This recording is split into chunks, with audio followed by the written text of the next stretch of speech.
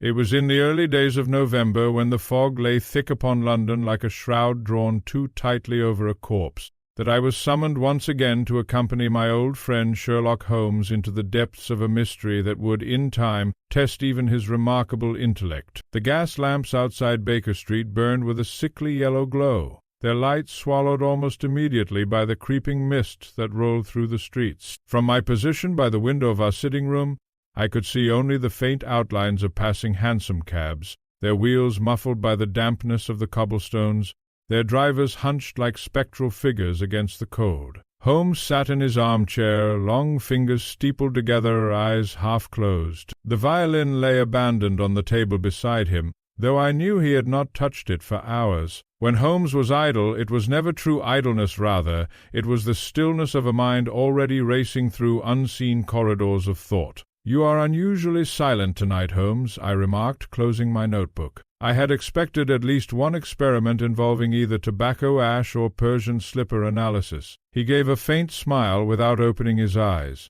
"Observation without conclusion is an amusement, Watson. But conclusion without observation is, well, it is the beginning of a very dangerous profession." Before I could reply, heavy footsteps sounded upon the stair. Mrs. Hudson, our long-suffering landlady, knocked gently before entering. "A gentleman to see you, Mr. Holmes," she said nervously. "He insists it is urgent, says it concerns a matter of—" Silence. Holmes opened his eyes instantly. "Show him in." The word silence had clearly awakened something within him. I, too, felt a flicker of curiosity. The visitor entered a moment later. He was a tall man, though slightly stooped, dressed in a dark travelling coat that had seen better years. His hat was clutched tightly in his gloved hands, twisting unconsciously as though it were the only thing keeping him anchored to reality.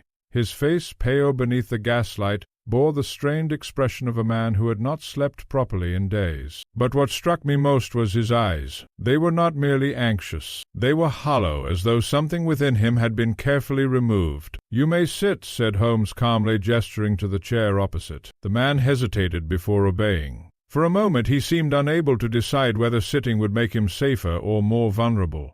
"My name is Edward Mallory," he said at last, his voice dry, almost cracked. "I have come from Kensington. I require your assistance, Mr. Holmes, before it is too late." Holmes studied him with quiet intensity. "And what, Mr. Mallory, is threatening you?" Here the man faltered. His fingers tightened around his hat. "That is precisely the difficulty," he whispered. "I do not know—" A silence settled in the room. Even the ticking of the mantel clock seemed louder in its presence. I glanced at Holmes, expecting impatience. Instead, I saw interest sharp, immediate, and unmistakable. "Unknown threats are often the most instructive," Holmes said at last. "Begin at the beginning." Mallory swallowed. "It began 3 nights ago.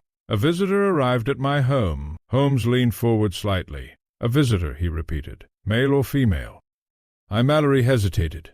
"I cannot say." "You cannot say?" I interjected before I could stop myself. He shook his head slowly. They never spoke. Not a single word. Holmes' expression tightened almost imperceptibly. "It was late," Mallory said. "Past midnight. I heard a knock at the door. When I opened it, there was a person standing there, completely silent." "And they entered your home?" "Without invitation, without explanation. They simply stepped inside as though they belonged there." "Did you attempt to stop them?" Mallory gave a hollow laugh. "I confess I was too startled. They moved past me into the hallway. I followed, of course, demanding to know their purpose. But they did not acknowledge me at all." Holmes remained perfectly still, but I noticed his gaze had sharpened. "And what did this silent visitor do?" he asked. "They stood in my drawing-room for nearly 10 minutes, Mallory replied. "Not moving, not speaking, not even looking at anything in particular. Then they turned and left, as suddenly as they had come." Holmes exhaled softly through his nose. "And you did not pursue them?" "I did," Mallory said quickly. "But when I reached the street, they were gone. No carriage, no footsteps, nothing." A heavy pause followed. "And that was the entirety of the visit?" I asked. Mallory hesitated again. "No," he said quietly. "It happened again the next night. I felt a faint chill despite the warmth of the room." Holmes raised an eyebrow. "At the same hour? And identical behavior?" "Identical."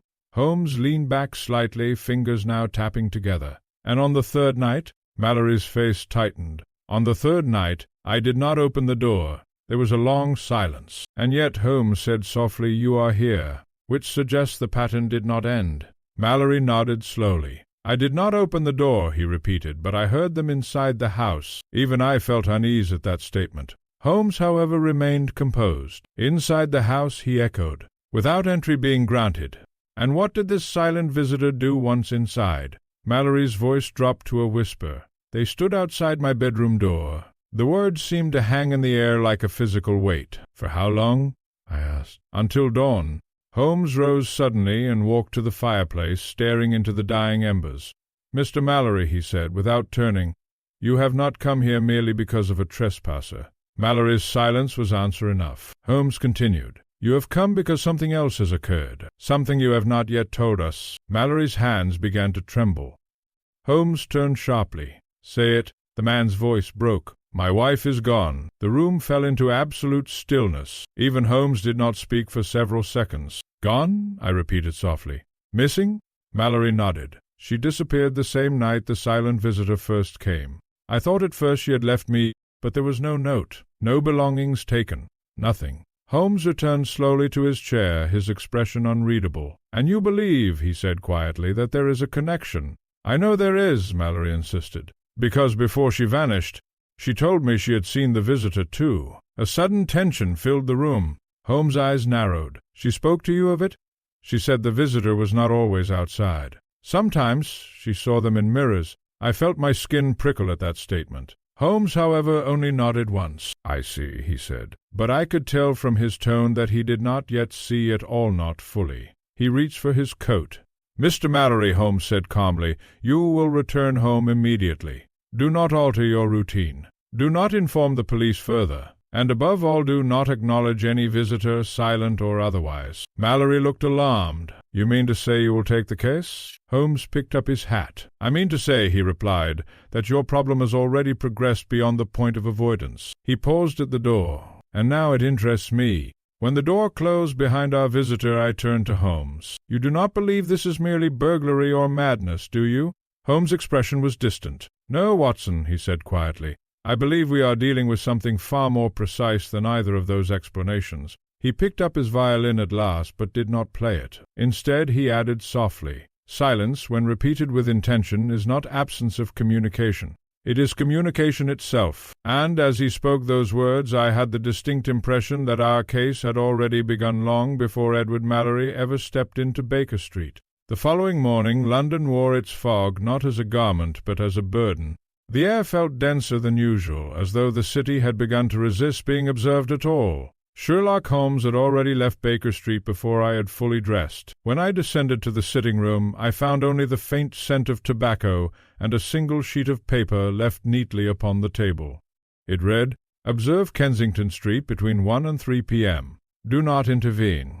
Essex." That was all. No explanation, no context, no courtesy of reassurance, only instruction. By now I had long ceased to be surprised by Holmes' methods, though I had never ceased to be unsettled by them. I followed his directive, Kensington Street. By early afternoon I stood at the edge of Kensington Street, where the fog thinned just enough to suggest shape, but never clarity. The houses here were orderly, respectable brick facades, iron railings, polished doorsteps that suggested quiet lives, and carefully maintained secrets. At precisely 10 minutes past 1, Holmes arrived. He did not acknowledge me at first. Instead, he walked slowly along the pavement, eyes fixed not ahead, but slightly downward, studying not the street itself, but its memory. "Watson," he said without turning, "tell me what you see." I adjusted my stance. "A residential street," I replied. "Middle-class homes, light pedestrian traffic. Nothing unusual." He nodded slightly. "That is what you observe," he corrected.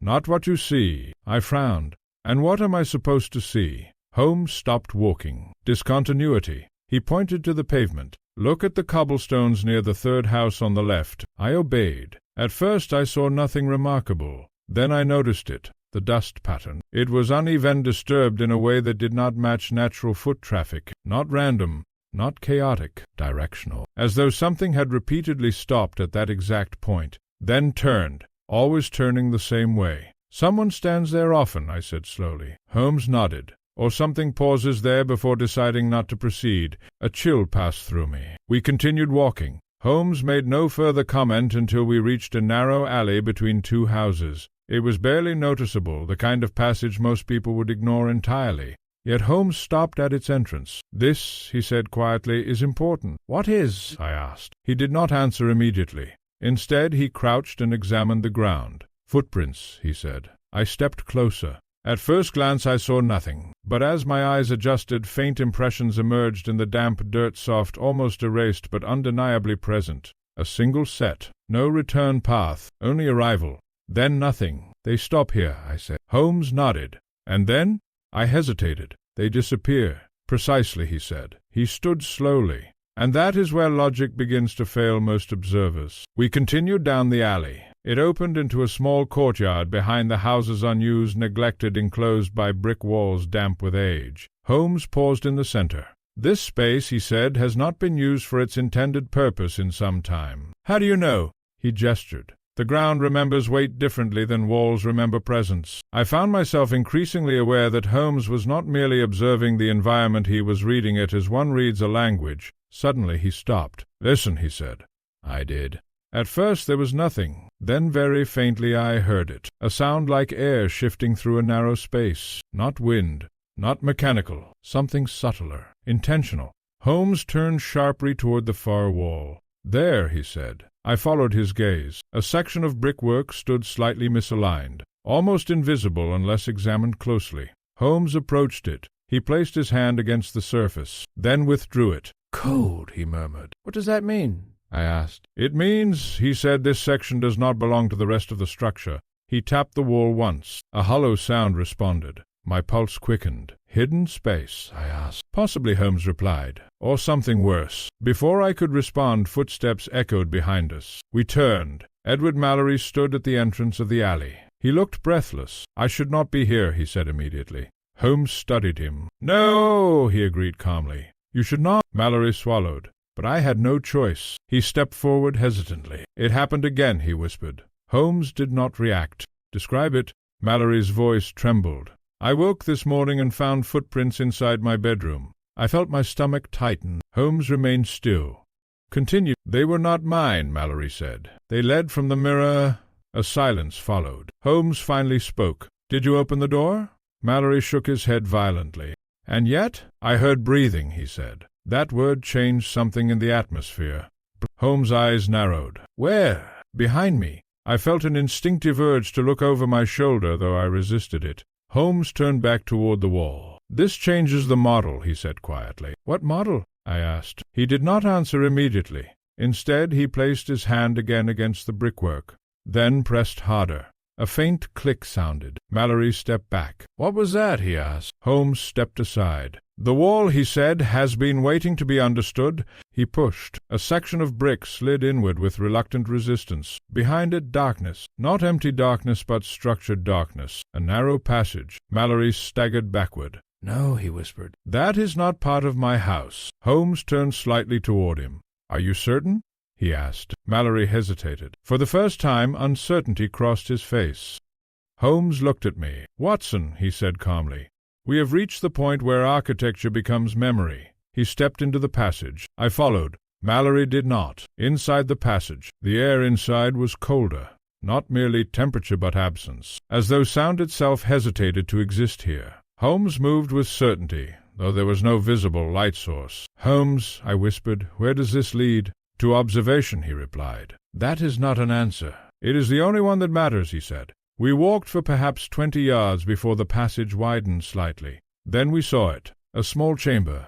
Bare walls. A single chair placed precisely in the center, and facing it, a mirror. But not like the one in Mallory's bedroom. This mirror was older, distorted at the edges, slightly warped, as though reality had been forced through it too many times. Holmes stopped. "Watson," he said quietly, "do not look directly into it for too long." "Because," he said, "this is not a reflective surface in the usual sense." I stepped closer despite myself. The mirror did not show me immediately. Instead, it showed the room. A faint silhouette standing where Holmes was. But Holmes was already beside me.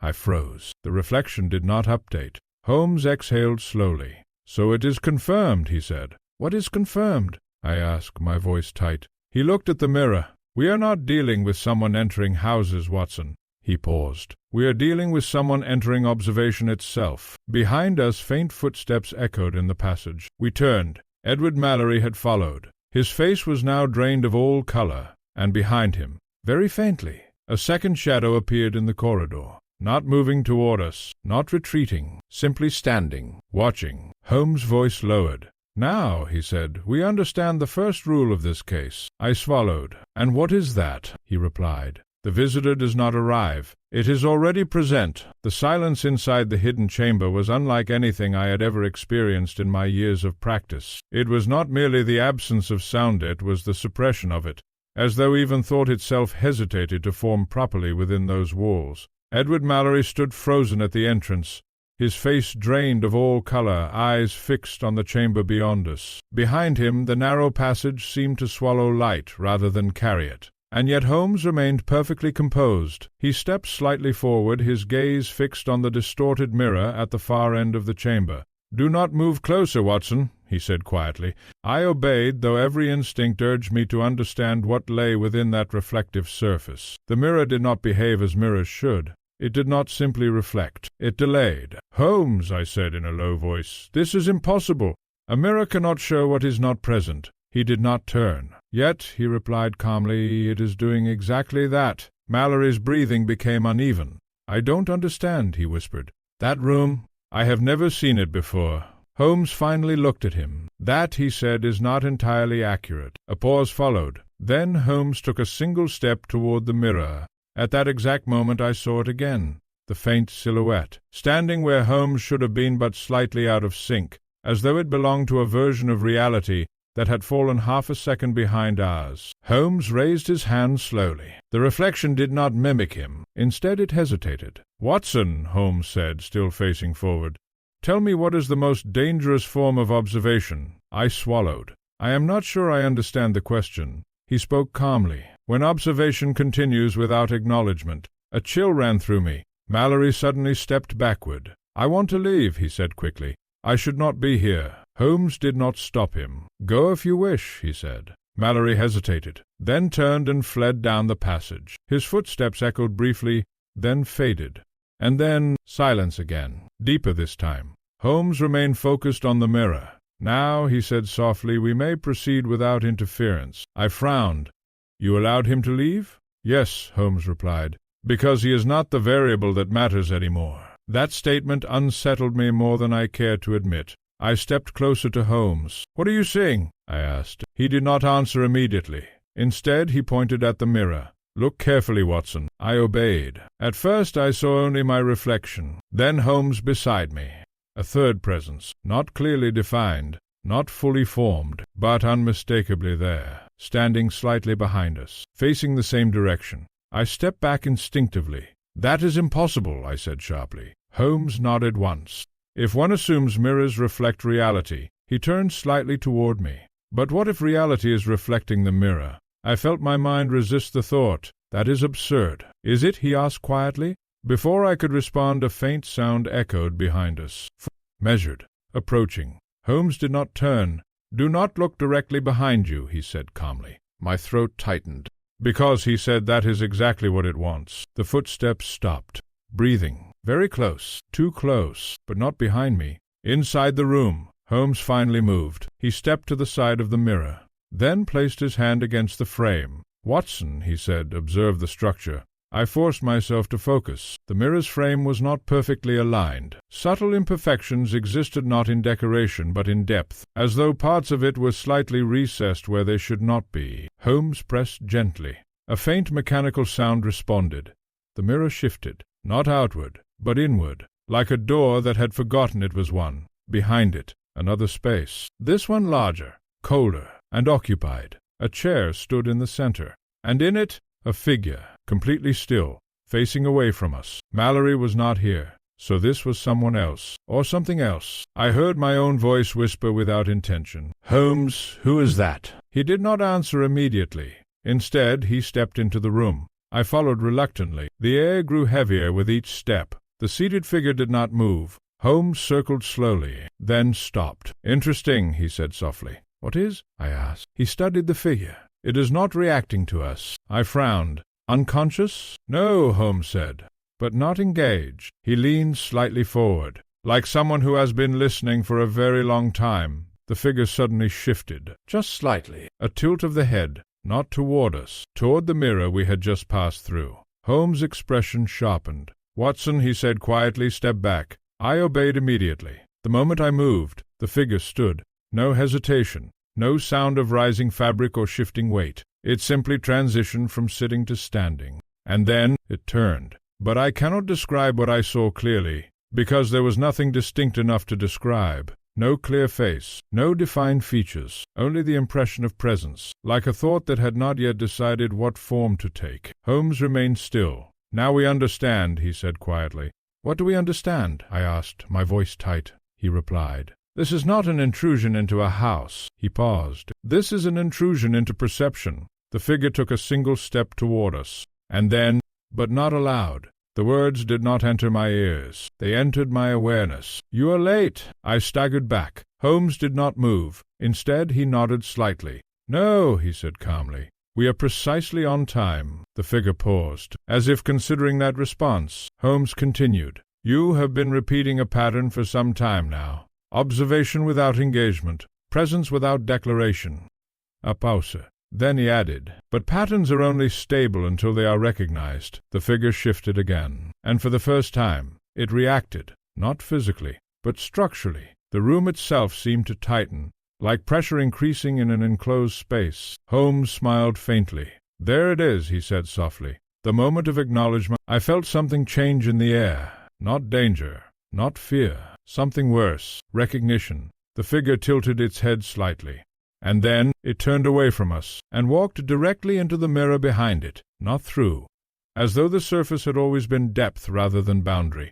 And then it was gone. Silence returned instantly. Holmes stood motionless for several seconds, then exhaled slowly. "It is not finished," I said quietly. "No," Holmes replied. "It has only been noticed." He stepped back toward the original chamber. "But now," he added, "we can begin the real investigation." I followed him out, my mind struggling to reconcile what I had seen with any known principle of reality. At the edge of the passage, Edward Mallory was waiting. He looked worse than before, but this time not frightened. "Confused. I saw it," he whispered. Holmes looked at him sharply. "You should not have seen anything." Mallory shook his head. "I didn't see it here," he said. "I saw it in my house."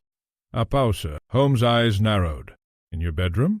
Mallory nodded slowly, and it was standing at the mirror again. Holmes turned away slightly. A faint, almost imperceptible tension entered his posture. Then he said quietly, "Watson, we may now proceed to the most important phase of this case." "And what is that?" I asked. Holmes replied, "Determining who first learned to observe without being seen." The return to Baker Street that evening was marked by a silence unlike any I had previously known in Holmes. It was not his usual thoughtful quietude, nor the distant abstraction that came when he was deeply engaged in analysis. This was something more deliberate, more guarded, as though he had begun withholding his thoughts even from me. The fog outside had thickened again, pressing against the windows like an uninvited presence. The gas lamps flickered weakly through it, their glow struggling to establish authority over the encroaching gray. Holmes stood by the fireplace, unmoving. Edward Mallory sat opposite me, visibly shaken, his hands clasped tightly together, as though preventing them from revealing his inner state. For several minutes none of us spoke. At last I broke the silence. "Holmes," I said carefully, "what we witnessed in that chamber, surely it cannot be explained as hallucination shared by multiple observers." He did not turn. "No," he said quietly, "it cannot." That simple agreement unsettled me more than denial would have. Mallory leaned forward. "Then what was it?" he asked hoarsely. Holmes finally turned toward him. "That," he said, "depends entirely on whether you are certain of your own memory." Mallory frowned. "I am certain," he replied quickly.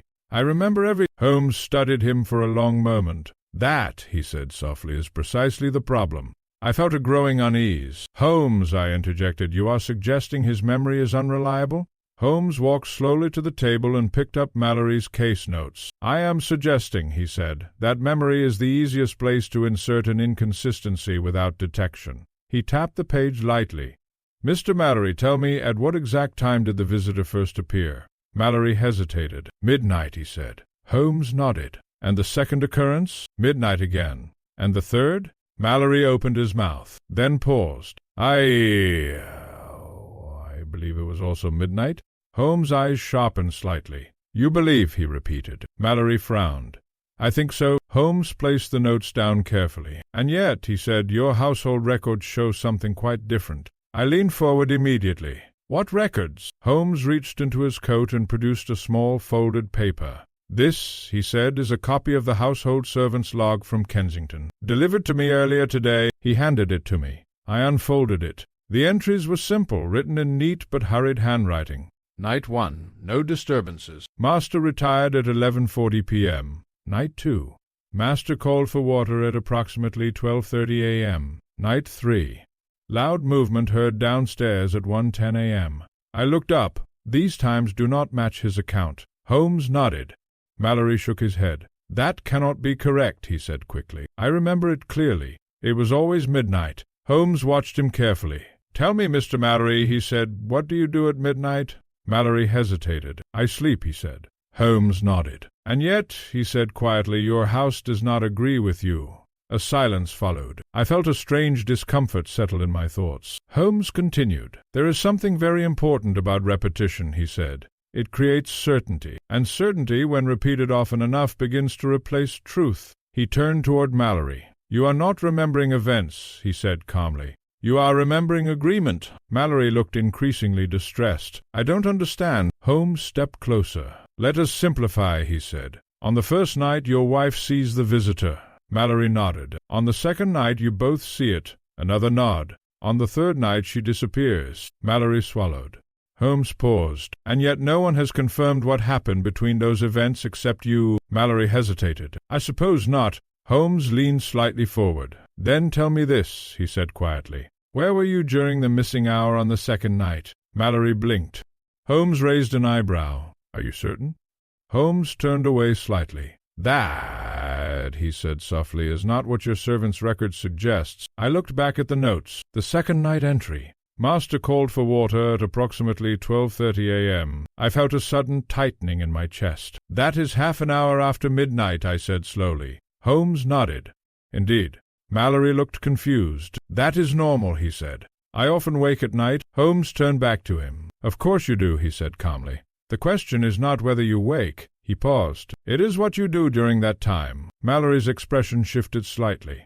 A heavy silence filled the room. Holmes nodded once. I felt a growing unease I could not fully define. Holmes continued. The visitor does not appear at midnight, Mr. Mallory. He stepped closer. It appears during your missing hour. Mallory stood abruptly. That is impossible, he said quickly. I do not lose time. Holmes watched him carefully. No one believes they lose time, he said. That is why it works. I glanced between them. Holmes, I said quietly, are you suggesting some form of psychological manipulation? Holmes did not answer immediately.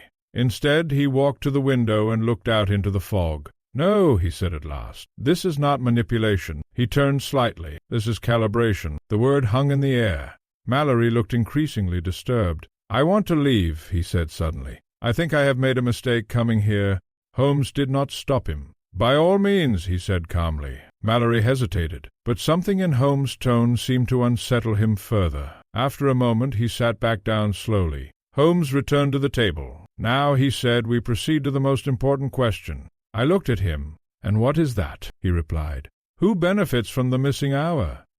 A pause. Mallory whispered. I don't know. Holmes nodded. That, he said, is where the real investigation begins. He reached into his coat again and placed something on the table. A small pocket watch. I recognized it immediately. It belonged to Mallory. I borrowed this earlier today, Holmes said casually. Mallory looked alarmed. That is mine. Yes, Holmes replied. And it is 15 minutes slow. Mallory frowned. That is impossible. I set it correctly. Holmes tilted his head slightly. Are you certain? Mallory hesitated. I think so. Holmes turned the watch over. Then explain, he said softly, why it records your missing hour perfectly. A silence followed. The implication settled heavily in the room. Mallory stared at the watch. I don't understand, he whispered. Holmes leaned back. I believe you do, he said quietly. But you have not yet accepted it. I felt a cold realization forming in my mind. Holmes, I said slowly, if his watch is correct. Holmes nodded. Then the visitor does not arrive at night. He paused. It arrives at the moment he forgets to measure. Mallory looked between us, trembling. That is not possible, he whispered again. Holmes' expression softened slightly, but only slightly. On the contrary, he said, it is the only explanation that has remained consistent from the beginning. A long silence followed. Then Holmes added, and now we know where to look next. It is one of the more unsettling truths of my experience with Sherlock Holmes that once a case reaches a certain stage of clarity, events no longer unfold, they accelerate. What had once been scattered irregularities now began to align with alarming precision, as though unseen hands were tightening the structure of the mystery around us. The fog over London that night seemed denser still, pressing against Baker Street like a living thing. Even the usual street sounds, carriages, footsteps, distant calls felt muted, as though the city had begun to speak in whispers rather than voices. Holmes had not moved from his chair for nearly an hour.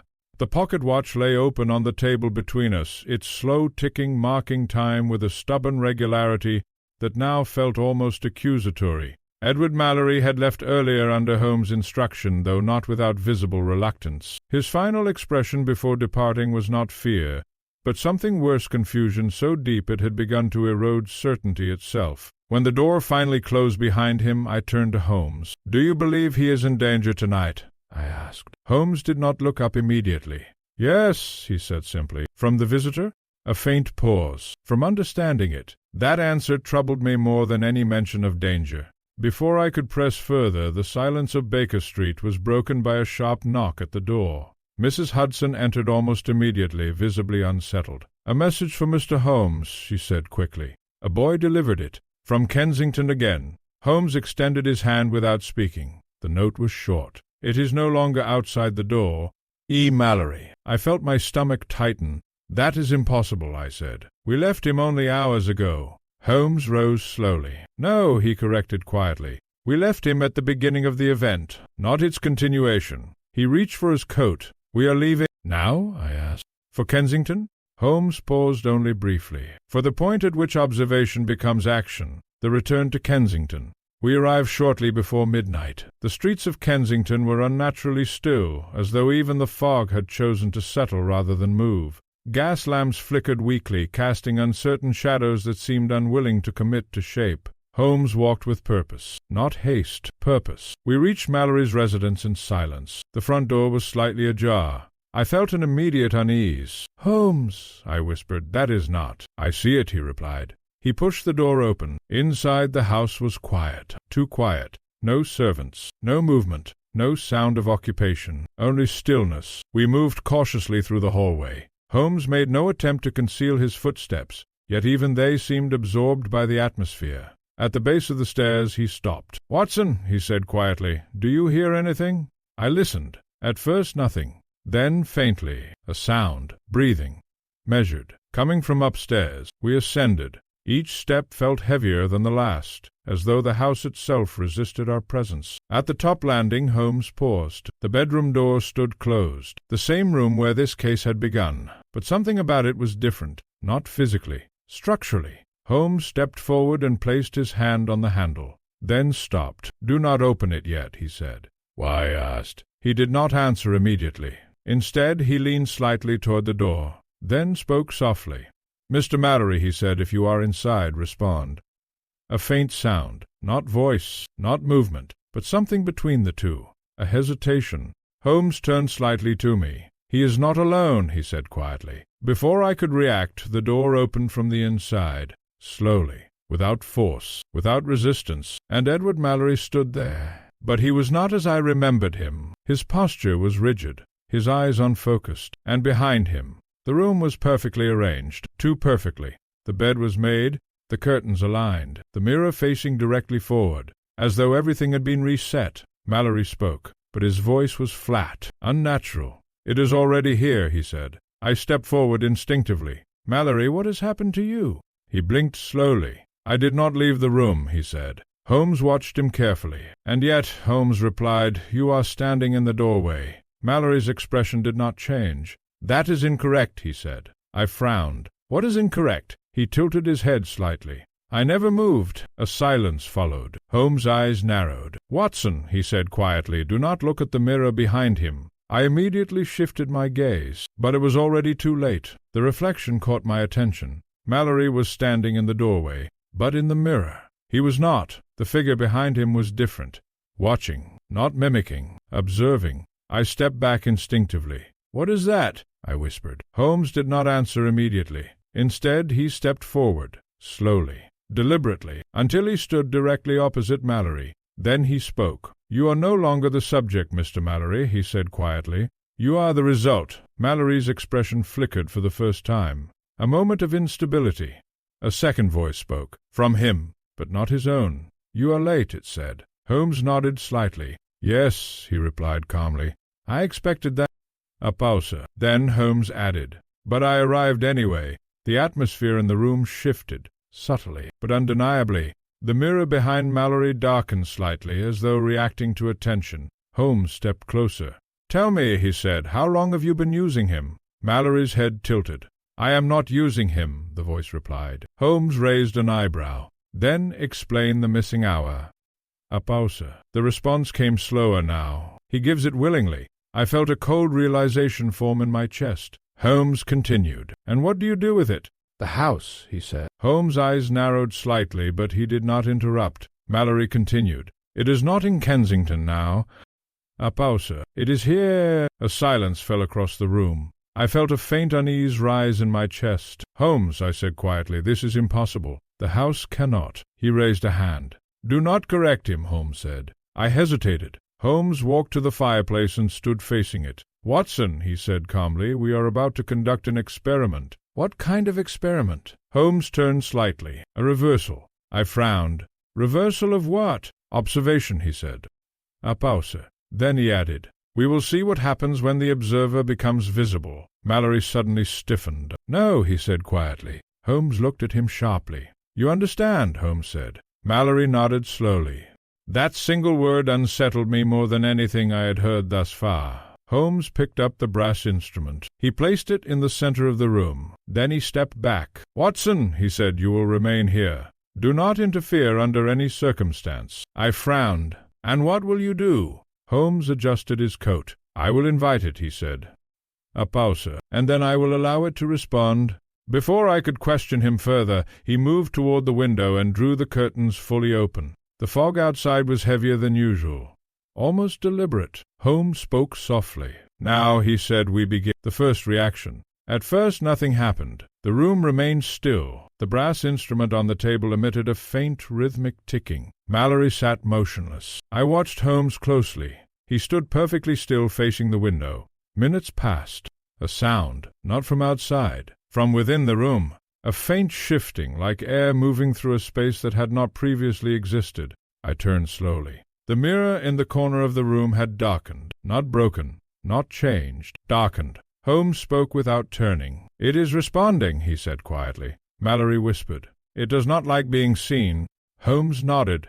The temperature in the room dropped slightly. I felt it immediately, a pressure, not physical, as though the room itself was becoming aware of its own observation. Holmes turned. "Now," he said, "we proceed to the second phase." He reached into his coat and withdrew a second envelope. This one was blank. He placed it on the table. "Watson," he said, "open it." I hesitated. "Because," Holmes said calmly, "it already contains what you are about to perceive." That answer made no logical sense, and yet I obeyed. I opened the envelope. Inside was a single sheet of paper. On it, written in precise handwriting, were 3 words. "You are seen." I froze. "Holmes," I began, but he raised a hand. "Do not react verbally," he said. Mallory suddenly stood. "No," he whispered. Holmes turned sharply. "Sit down." Mallory did not move. Very faintly, the mirror shifted, not visually, structurally. I felt it more than saw it. Holmes spoke calmly. "It is attempting to anchor perception," he said. "Interfere." A pause. "But fear is unstable." He stepped toward the table. "And instability can be exploited." He placed his hand on the brass instrument. It began to hum, not loudly, but deeply. Mallory suddenly clutched his head. "No, stop." Holmes looked at him. "You are the conduit," he said. Mallory's eyes widened. Holmes' voice remained steady. "You were never the target." A pause. You are the interface. I felt a cold realization form in my chest. Holmes, I said slowly, you are suggesting he has been connected. Holmes finished. Mallory staggered backward. No, he whispered. I didn't agree to this. Holmes stepped closer. You did not need to agree, he said. A silence followed. Then the mirror shattered not physically but visually, as though reality itself had split along a hidden seam. A shape emerged, not fully formed, but unmistakably present. Holmes did not step back. Instead he spoke. Now, he said quietly, we see you. The shape paused. For the first time, it hesitated, and in that hesitation, Holmes smiled faintly. Good, he said. That means you are learning uncertainty. The air in the room tightened. Mallory collapsed to his knees. And then everything stopped. The mirror returned to normal. The shape vanished. The hum ceased. Silence returned. Holmes exhaled slowly. Watson, he said quietly, the trap has worked. I stared at him. You expected that reaction? He nodded. And what did we gain? Holmes looked at the broken watch on the table. Attention, he said. A pause. And now it cannot ignore us. Mallory remained on the floor, breathing heavily. I stepped toward him. Is he safe? I asked. Holmes watched him carefully. For now, he said. Then he added softly, but the connection is no longer one-sided. He turned toward the window again. And that, he said quietly, means the case is about to change direction. It was well past midnight when the true weight of Holmes' experiment began to reveal itself. The atmosphere in Baker Street had changed not abruptly, but gradually, like ink spreading through water. What had once been tension now felt like structure. What had been uncertainty now felt like intention. Edward Mallory had been moved to the sofa. He slept or appeared to sleep, but even in rest, his face carried an unnatural stillness, as though part of him remained elsewhere. Holmes stood near the fireplace, but his attention was not on the fire. It was on Mallory. I had noticed this shift in him before. When Holmes observed a subject too closely, it was never curiosity alone, it was reconstruction. He was rebuilding the case in his mind, but now with pieces that did not belong to us. At last I broke the silence. Holmes, I said quietly, you are beginning to suspect him. He did not deny it. I am beginning to suspect, he replied calmly, everyone who believes they are uninvolved. That answer unsettled me. You believe Mallory is involved in this? Holmes turned slightly. I believe, he said, that Mallory is not a participant. A pause, but a position. I frowned. That makes no sense. Holmes walked slowly to the table where the broken watch lay. Then allow me to refine it, he said. He is not acting within the case. He tapped the watch once. He is part of its structure. A silence followed. I felt a growing discomfort. You are suggesting he is not a victim? Holmes looked at me sharply. No, he said. He is a function. Before I could respond, Mallory stirred on the sofa. His eyes opened, but something was wrong. He did not look at us immediately. Instead, he looked at the ceiling, as though listening to something only he could perceive. Then he spoke. It is not angry any more, he said softly. Holmes turned instantly. What did you say? Mallory blinked slowly. It stopped being angry after you saw it. A chill ran through me. Holmes stepped closer. Who is it? He asked. Mallory finally looked at him. For a moment I saw confusion in his expression. Recognition. The silent one, he said. Holmes did not move. Define it. Mallory hesitated, then spoke quietly. It is not a person, he said. It is what remains when a person is removed from being observed. A silence followed. Even Holmes did not immediately respond. I felt my mind resist the implication. That is absurd, I said quickly. People do not become concepts. Holmes raised a hand. Do not interrupt, he said quietly. He turned back to Mallory. When did you first notice it? Holmes asked. Mallory frowned slightly. I didn't notice it, he said. Holmes narrowed his eyes. Then how did it begin? Mallory blinked. It began before me, he said. A pause. And after me. I felt a strange disorientation at his words. Holmes, however, seemed focused. Explain, he said. Mallory's voice grew softer. I was selected, he said. Holmes stepped forward slightly. For what? Mallory hesitated. Observation, he said. A silence fell. Holmes exhaled slowly. And your wife? Mallory's expression flickered. She saw it first, he said. And what happened to her? Holmes asked. Mallory looked down. She looked too long, he said. I felt a cold sensation rise in my chest. Holmes remained perfectly still. And you? He asked quietly. Mallory looked up. I did not look long enough, he said. A pause. Then he added, so it stayed with me instead. The room felt suddenly smaller. Holmes turned away slightly. "So that is the structure," he said quietly. I frowned. "What structure?" Holmes spoke slowly. "A transfer of observation. A pause. And Mallory is the intermediary." Mallory suddenly sat up. "No," he said sharply. Holmes turned toward him. "Then explain the missing hours," he said. Mallory hesitated. "I don't control them," he whispered. Holmes nodded once. He turned to me. "Watson," he said quietly, "we have misunderstood the nature of the case." I felt uneasy. "How so?" Holmes walked slowly toward the window. "We assumed the visitor was external," he said. He turned slightly. "But it is not entering houses." A pause. "It is entering perception." I frowned. "That distinction is meaningless." Holmes shook his head. "No," he said softly. "It is everything." He turned back to Mallory. "Mr. Mallory," he said, "tell me what happens when you are not being observed." Mallory hesitated. "I don't know," he said. Holmes nodded. "Correct," he said. "You cannot know." A silence followed. Then Holmes added, "Because when you are not observed, you are not complete." The words landed heavily. I felt a growing unease in my thoughts. Holmes continued. "And that," he said quietly, "is why the silent visitor exists." A pause. "It is not a person. It is the remainder of unobserved existence." Mallory whispered, "So what happens now?" Holmes turned slightly toward him. "Now," he said calmly, "we find where the remainder stabilizes." I frowned. "And how do we do that?" Holmes' eyes narrowed slightly. "We follow what remains consistent when everything else changes." He paused. The observer. A silence followed. Then Holmes picked up his coat. "We return to Kensington," he said. I stared at him. "Again?" Holmes nodded. "And this time?" He replied softly. "This time we stop treating the case as something happening to Mallory." A pause. "And start treating it as something happening through him." Mallory looked up suddenly. "What does that mean?"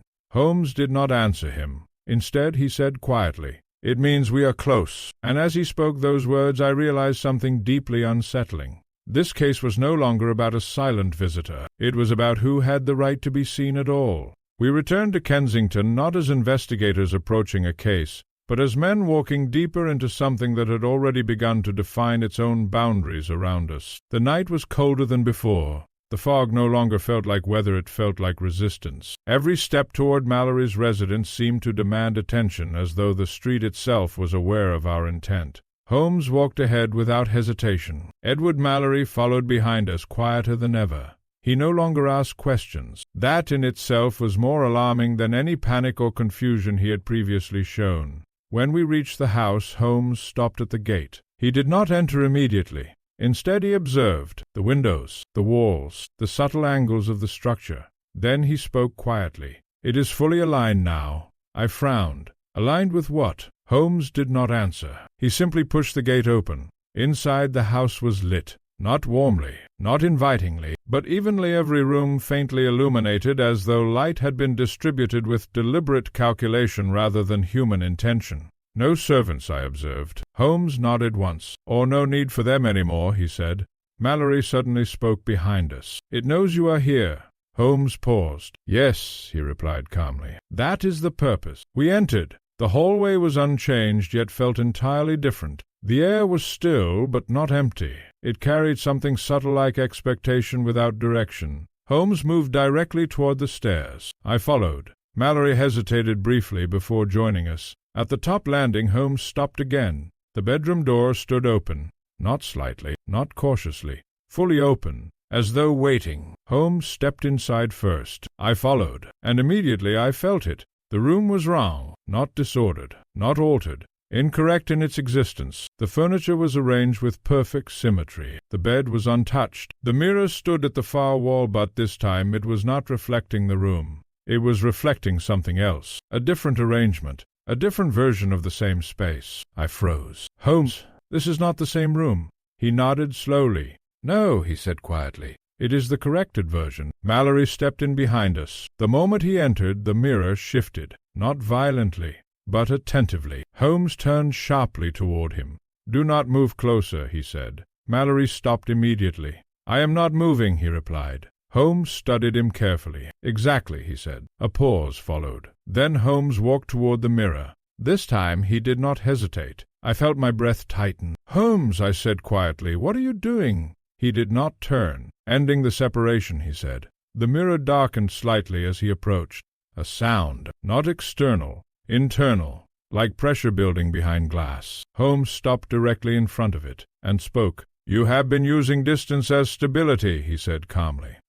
A pause. "But distance is only meaningful when both sides agree to it." The mirror flickered. Mallory suddenly stepped back. "No," he whispered. "Don't speak to it." Holmes continued. "You cannot remain undefined forever," he said. Another pause. "Everything that exists must eventually be observed into form." The mirror responded, not visually, structurally. The room itself seemed to tighten. I felt the air compress slightly as though the space was reducing its tolerance for contradiction.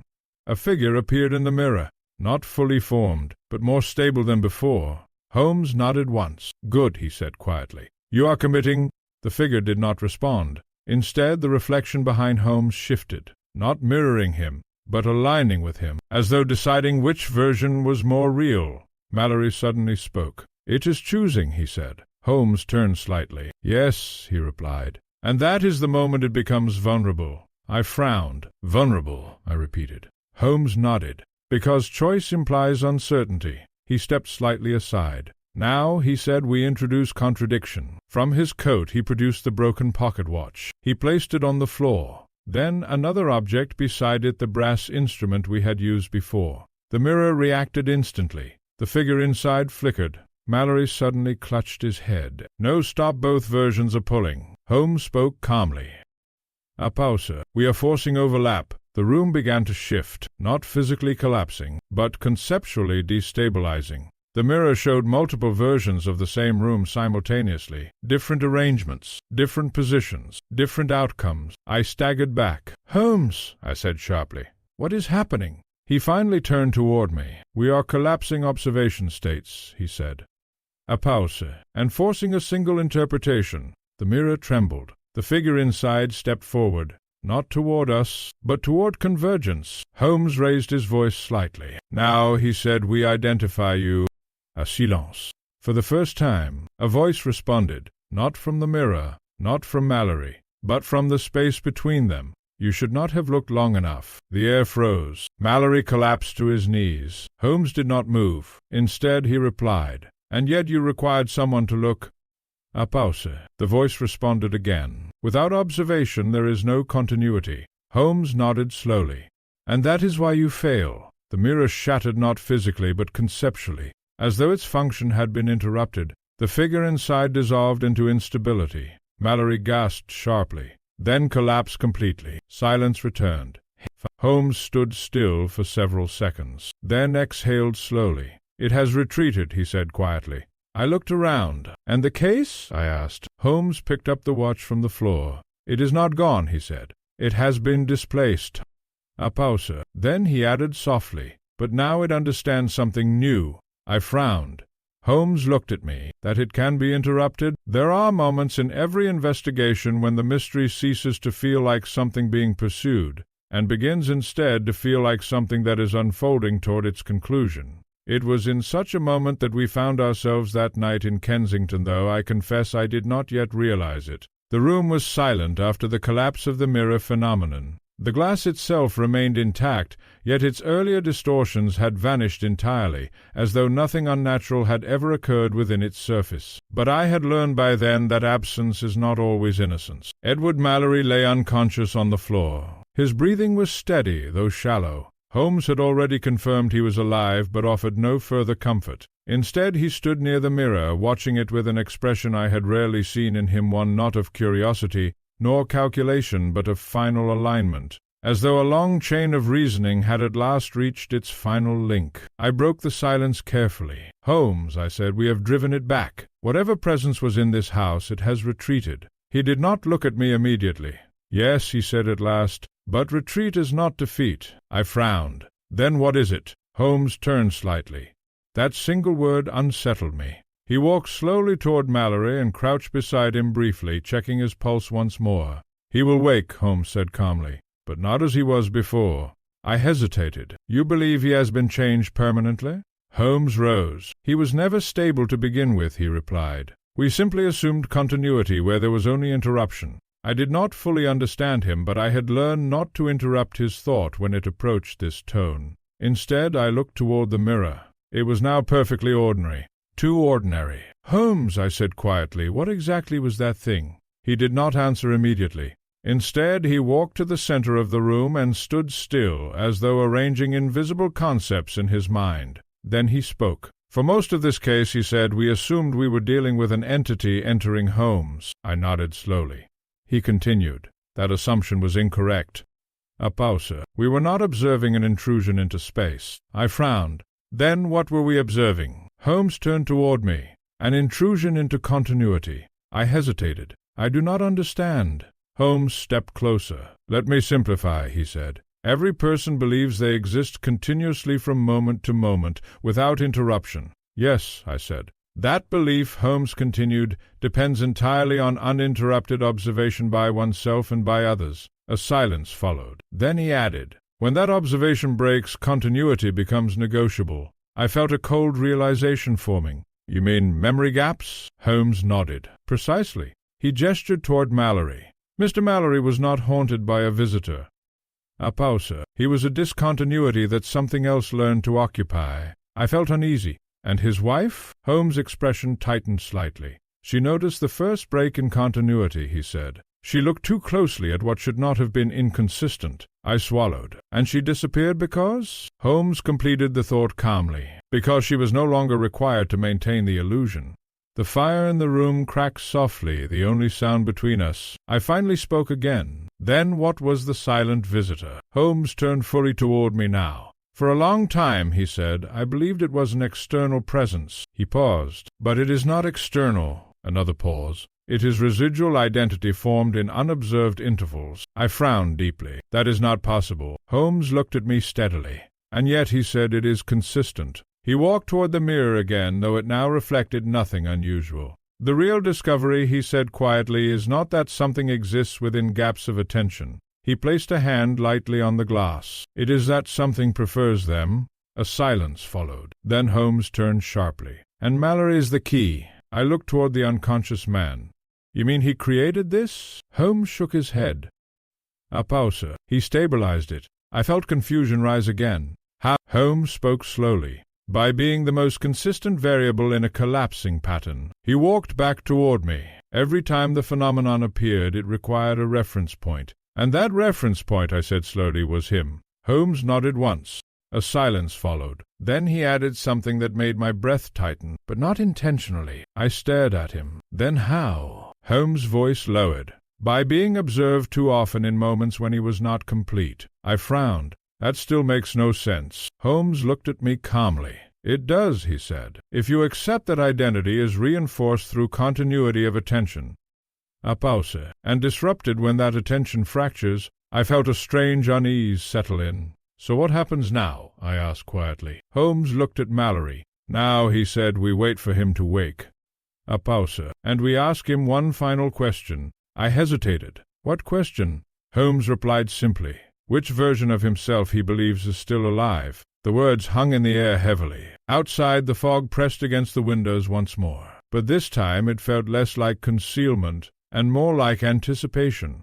Dawn in London often brings clarity to lesser mysteries. Fog thins, shadows retreat, and the city resumes the comforting illusion that everything within it can be explained if one simply looks hard enough. But on that morning in Kensington there was no such comfort. The fog had not lifted. It had only changed its quality less like concealment now, and more like expectation fulfilled. Edward Mallory awoke shortly after dawn. I was seated nearby when it happened. Holmes stood by the window, as was his habit when anticipating the precise moment a mind would return to itself. Mallory opened his eyes slowly. He did not sit up immediately. Instead, he stared at the ceiling, as though verifying whether it still belonged to the same world he had fallen asleep in. Then he spoke. "I remember 2 nights," he said quietly. Holmes did not move. "Which 2?" he asked. Mallory hesitated. "The ones where I was not alone," he replied. A silence followed. I observed Holmes carefully. There was no surprise in him, only confirmation. "Continue," Holmes said. Mallory slowly sat up. "And the night in between," he said, "is missing." I felt a faint chill. Holmes stepped away from the window. "Describe it," he said. Mallory frowned slightly. "I cannot," he replied. "There is nothing there." Holmes nodded once. "That is correct." A pause. "Now tell me," Holmes continued, "what do you believe happened during that missing night?" Mallory's expression tightened. "I believe I slept." Holmes tilted his head slightly. "You believe," he repeated. Mallory hesitated, then corrected himself. "I must have slept." Holmes walked closer. "Must," he said softly, "not did." Mallory looked uncomfortable now. "I am not certain," he admitted. Holmes stopped in front of him. "That," he said quietly, "is the only honest statement you have made since this began." Silence filled the room. I finally spoke. "Holmes," I said, "are you suggesting his memory has been permanently altered?" Holmes turned slightly toward me. "No," he said, "memory is intact." A pause. "It is continuity that has been fragmented." Mallory looked between us. "I don't understand," he said. Holmes studied him carefully. "Then allow me to conclude the matter," he said. He turned toward the mirror one final time. It stood unchanged, ordinary, harmless, but Holmes did not look at it as an object. He looked at it as a mechanism. "Mr. Mallory," Holmes said calmly, "you were never visited by a person." Mallory blinked. "I saw someone," he insisted. Holmes nodded. "But not a person." A pause. "A remainder." Mallory frowned deeply. "A remainder of what?" Holmes' voice lowered. "Of moments when you were not fully observed." A silence followed. I felt a strange discomfort rising in my thoughts. Holmes continued. "Human identity," he said, "is maintained through continuous reinforcement by self-awareness, by others, by memory." He stepped slightly closer. "When that reinforcement breaks even briefly, what remains is unassigned existence." Mallory's breathing quickened slightly. "That is impossible," he whispered. Holmes shook his head. "No," he said, "it is simply unnoticed." A pause. "And what is unnoticed does not vanish." Holmes turned slightly toward me. "It waits." I felt a chill run through me. Mallory spoke again, his voice quieter now. "So the visitor?" Holmes nodded. "Was the part of you that existed when you were not being fully observed." A long silence followed. Outside, a carriage passed faintly through the fog. The sound felt distant, detached from us entirely. Mallory lowered his gaze. "So it is inside me," he said quietly. Holmes corrected him gently. A pause. "It is what forms when you are incomplete." Mallory closed his eyes. "And now?" he asked. Holmes was silent for a moment. Then he replied, "Now it has no stable environment." I frowned. "What happens to it then?" Holmes looked at the mirror one last time. "It disperses," he said. A pause. "Back into possibility." Mallory exhaled slowly, as though something heavy had finally left him. I watched him carefully. There was something different now. Not cured, not restored, but unified. Holmes turned toward me. "It is over," he said simply. I hesitated. "Completely." He nodded. "For now."